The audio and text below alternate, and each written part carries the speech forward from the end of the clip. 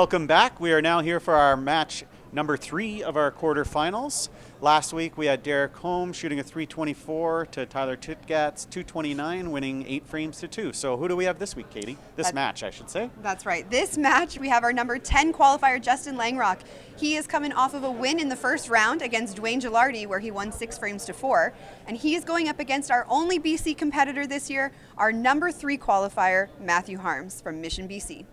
This should be an exciting one. Both guys are fairly young and fairly, Matt's his second appearance now, so That's maybe right. he can lean on some of that experience. He actually lost it in the final to Adam Weber. That's right. He went all the way in his first appearance, so I'm sure he's looking to do the same coming off of his first round bye.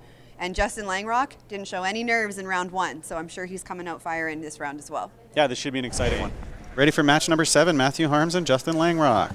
So Matthew Harms, our third qualifier, he is the higher seed, so he did get to choose, and he has chosen for Justin to throw frame 1. Oh, we have a new development in our stat tracking.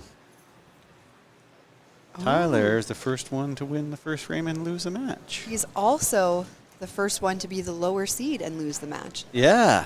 Huh. So all of our perfect stats for the day gone. That looks...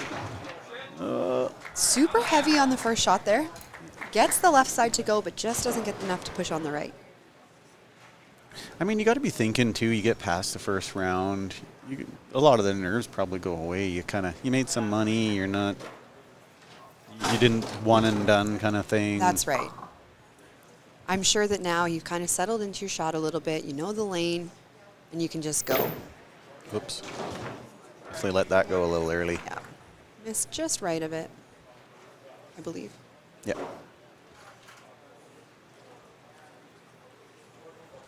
Justin throws a backup. He does throw back up. So he is coming off that third match of the day. He beat Dwayne Gilardi 6 to 4. And he had a really strong match. He finished the game really well. Yeah, Dwayne beat him actually in the score. They 318 to 293. That's right. But yeah, he finished really well. Yeah. It's all about timing. It seems he's getting the strikes at the right times. It is. And So there's one for Matt. There's frame 1. It's going to Matt. Can't wait till we get into the $200 frame, eh? I know. Each of these worth $100. So they're going to be looking to add to their money. I know Matt Harms, in his time on this, so he's had one other appearance here at Tour Finals. He's already won $3,250. So he's now, I guess, at $3,350 with that frame. Yep. Justin Langrock, it is his first appearance, but with winning 6 frames in round 1, he's now up to $300. Yep. Matt lost in the final to Adam Weber, I believe. Yes, I'm pretty sure that sounds right.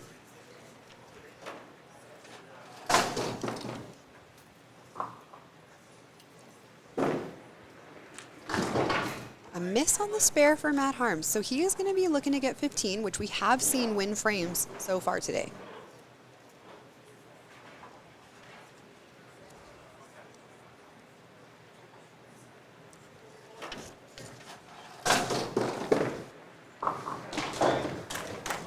And he gets the points. Matt's actually, I was just looking at our minimum 3 games for high average on the thing, on the Tour Championship.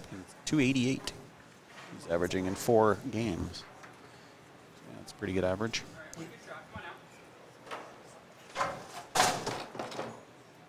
I know Matt's had a little bit more success in the last few seasons. He's gone through a few different cash tournaments where he's had some pretty good runs. Justin Langrock, this was kind of his first real breakthrough season where he was really going deep on those Sundays. Yeah, he did make Gallagher Cup last year. But, yeah, this year he definitely had a deeper run. I think the last few seasons he had lots of cuts that he's made, but maybe just not that deep Sunday run, which he's kind of changed this year with two top 10 finishes. Mm-hmm. Both of them in the 5PU top 50 rankings. Justin sitting at 17th for his rolling average of points, and Matt Harms is number 13, so just a little bit ahead of him. And here, he is going to lose the frame, and Matt is going to win with a 15. Wow. Oopsie daisy. Oops. That happens, though. That's why these pins are so important on the board. Yeah, good call. He's just taking a Little reset. yeah. First 2 frames definitely didn't go the way he wanted and definitely not how he was finishing last round. So I think he's just going to take a second, regroup. He's had a little while to sit and just kind of cool down from the last one. So Yeah, these are the guys, the Harms has been sitting all day and hasn't Yeah. played yet. And even the next match, Colton's been sitting all day and hasn't played yet. But that's just kind of the way the game is here. that's right. Whoops. Another little misstep. He did Yeah. this. He did this against Dwayne too, and then he That's figured true, it out. and he figured it out. So you can see him kind of working on his arm swing. Even when he's coming back, he's just practicing swinging that arm through straight back, straight forward to get that nice roll on the ball. Because right now it just looks like he's a little bit choppy, a little bit pushing it over, and not executing the shot fully. Just letting it roll off your fingertips.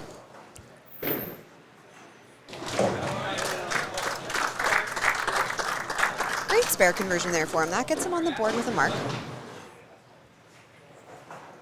Anything, or a strike will give a 3-frame advantage to Matt, but a spare or less, and that's, a spare will do a carryover.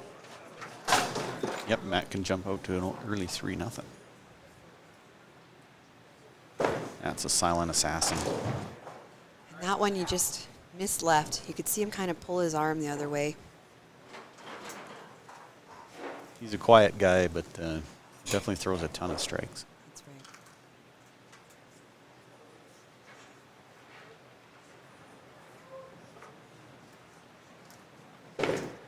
Whoa.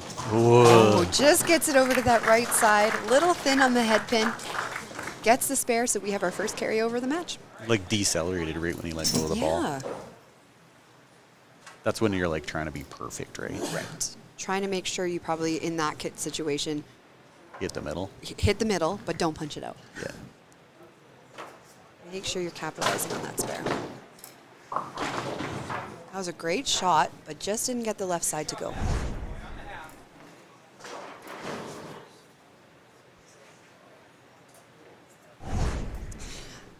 I love when we ask these players what kind of shot they throw. Matt was very honest with us and said that he threw a 2-shot, usually a hook or a backup, sometimes accidental. Well, I just looked at it because it was a backup It on that was. shot, and I was like, I thought he threw a hook, but then I read that. That's and I'm what like, made me look too, because I went, that shot wasn't quite the same as the ones we've seen at the beginning of this match. But then when I looked, he's definitely one who's going to make those corrections as he goes. And so sometimes we're going to see that hook shot and sometimes the backup, and hopefully it works out. Yeah, I guess he knows his own game. Yeah.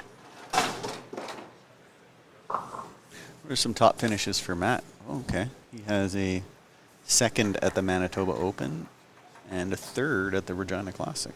Yeah. So he had a couple high ones. He did, yeah. And he's another one who didn't go to the Autumn Open this year, but went to the other 4 tournaments, and he made all 4 cuts. Nice. Oh, and another great shot for Justin, but just the same thing. Couldn't get that left corner pin to go. Spare here will make it a 2-frame carryover. Yeah, if he doesn't spare this, he's in a big hole early. A little bit of a tangle on the lane that we're just going to wait for. Yeah, we haven't had any major malfunctions on the... Nope, things have been running really smooth here at Sherwood Bowl and Sherwood Park. They've got a well-oiled staff, people behind the lanes and people behind the counter, and everybody is working well together, keeping things running smoothly. Great shot and execution by Justin to get that spare, and we have a 2-frame carryover. So this frame is worth 3 frames. 3 frames, $300. So if you're Justin, this is pretty much a make or break frame, because if you lose this frame and you're down 5-0, at best, you have to make sure that you get your pinfall up to, in case of the 5-5 tie. Yeah, then he might need a 5-bagger. Yeah, and that is like the best case scenario. So he's going to really want to make sure that this shot he executes well. We've seen lots of clean games. We haven't seen 5, 6, 7-baggers or anything like that. We haven't seen those runs of strikes that we've seen typically at this event. That's the Great best shot shot he's by thrown. Justin. It seems like he might have found something on the lane there, and it couldn't have come at a better time. So it's almost like with Justin, you just got to take him out early or he's going to figure it out and catch up to you. That's right. And like realistically, that strike could be the difference of going down 5 frames to nothing versus being up 3 frames to 2. Exactly.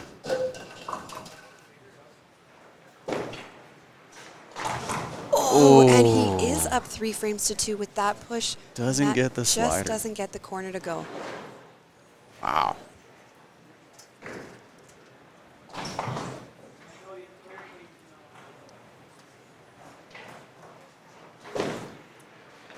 Gets his corner spare, but doesn't matter for the pins game, but it may come down to total, so Yeah, I have you a want all feeling the it marks might. you can, yeah. Unless one guy just runs and goes nuts here. Goes nuts. Yeah.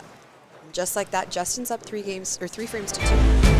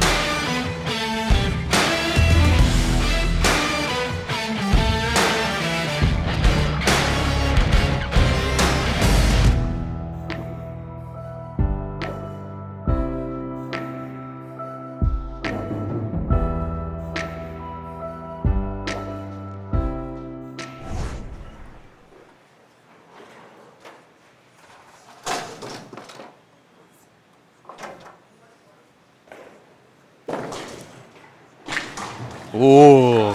Gets the cruncher to go. He's got a little grin on his face. He knows that maybe that one wasn't supposed to be a strike, but he's going to take it. Yeah, the last couple have been on the right side, and that was on the left this time. Right.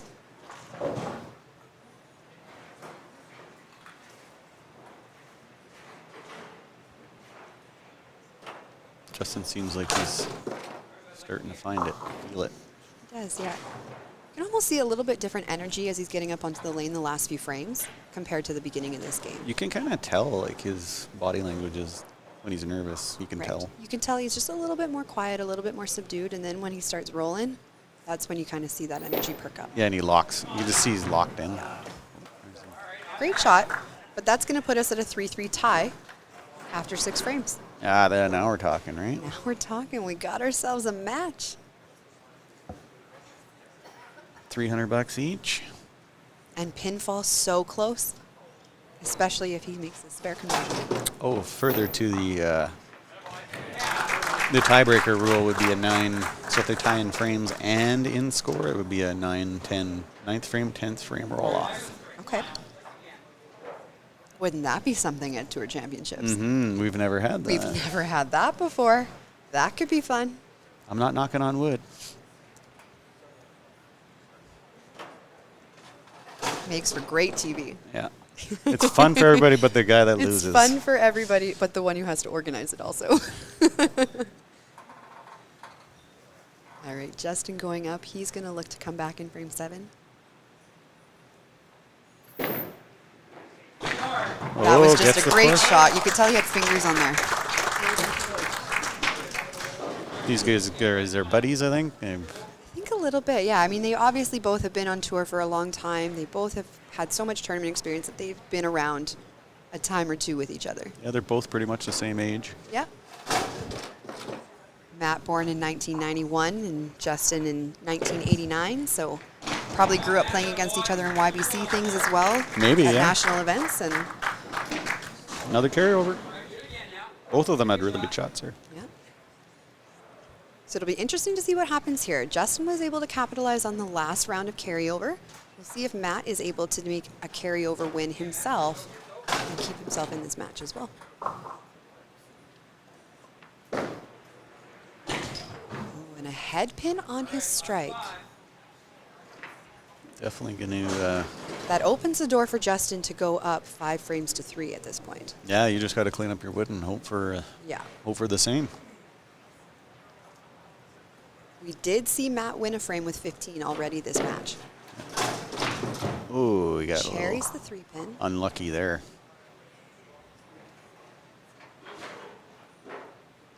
Matt's our only guy from BC, like you mentioned. That's right, all the way from Mission, BC.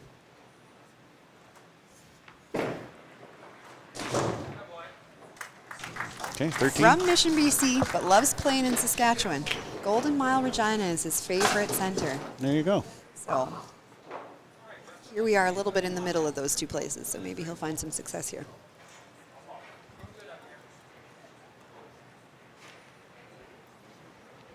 Curious how both these guys played at this event.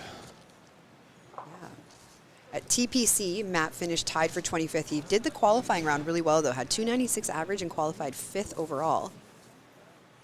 And Justin was tied for 9th and qualified 25th.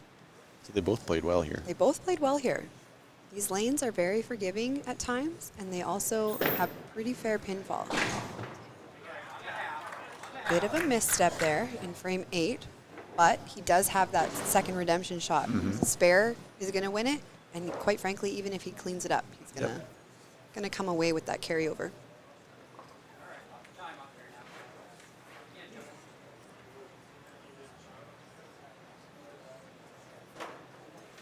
Looks like he's taking just a little extra second, making sure that he's sure before he gets on the lane.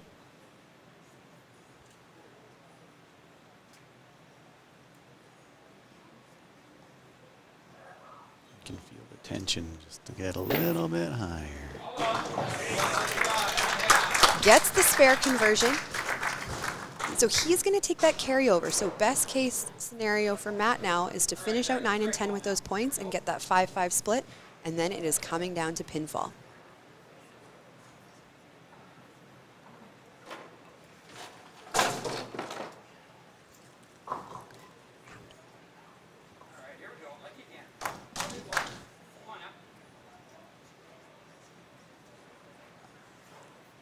Justin coming up in 9. He's going to look to capitalize on that spare as well to get a really good count and give himself some headway in the pinfall. Yeah, if you were to throw a strike here, you'd have 204 and 8. So a 7-point lead over Matt. Yeah. Obviously, we said he's going to have to take the last 2 frames, Matt is. But That's right. Justin stepping off the lane.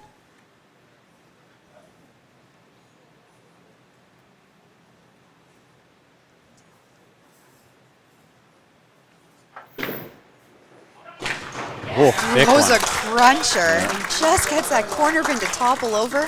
What a great shot. Crack-a-lacker. I like those ones that make the crack noise. Those are the good ones. Well, Matt obviously needs this now. Yeah, he's going to have to throw the strike and then win that carryover in 10.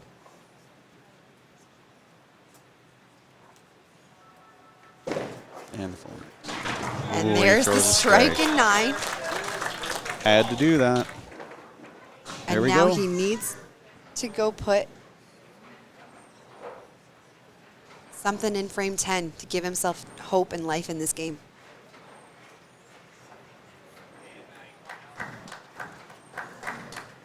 Just given there's a tangle on the lanes there, so we can fix the tangle.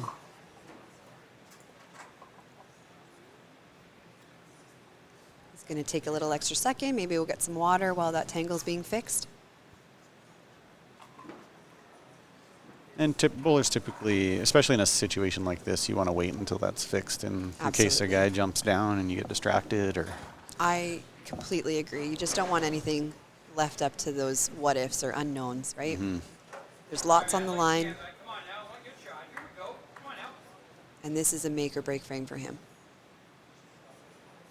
Doesn't waste any time delivering. Ooh, And gets huge. that big strike in 10. It's funny you pointed that out. I was just going to say, I'm like, he's not wasting any He time. didn't waste. just He got on the goes. lane set and went. He did not waste any time We talked about- overthinking that shot. Yeah, we talked about pre-shot routine and stuff, and a pre-shot routine doesn't have to be while you're standing on the lane, right? It Nope. can be before you get up there too. And a lot of, when you notice what he's doing, a lot of it, he's spinning the ball before he even steps on the approach. So once he gets onto the approach, it's not so much about timing because he's already done Whoa. those things off the lane.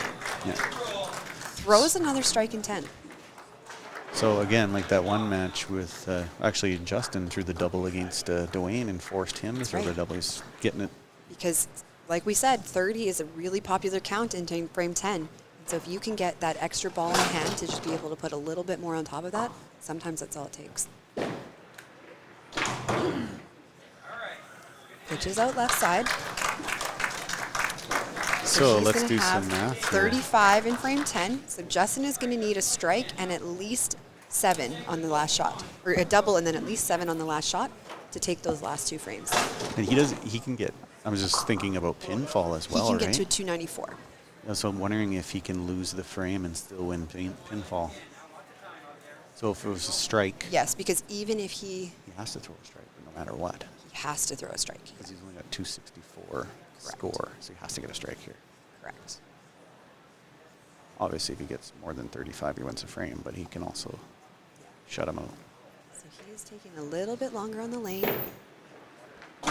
Oh, and the a 13 chop. So he is going to lose those 2 frames, which makes it a 5-5 tie, and he can get up to 264. 264, which won't be enough, which means Matt Harms will be moving on to the next round. Wow, that was back and forth the whole time. That was really exciting match to watch. Both of them didn't really give each other an opening at all. Great game. Yeah, they started slow and then they were good after Started that. slow and both of them picked it up and they kept firing all the way through. 247. Yeah, 277 to 247 and 5 frames apiece. Yeah.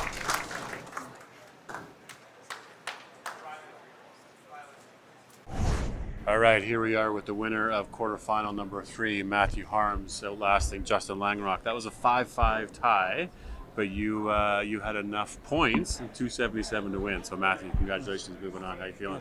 Thank you. Very good. Just had to make sure I threw that big double in 10 to secure enough points and just hope it was enough to hang on to win the frame. So Yeah, ultimately that's exactly what it was. Running through the game here, obviously you bounced off to a quick start here, winning the first 2 frames.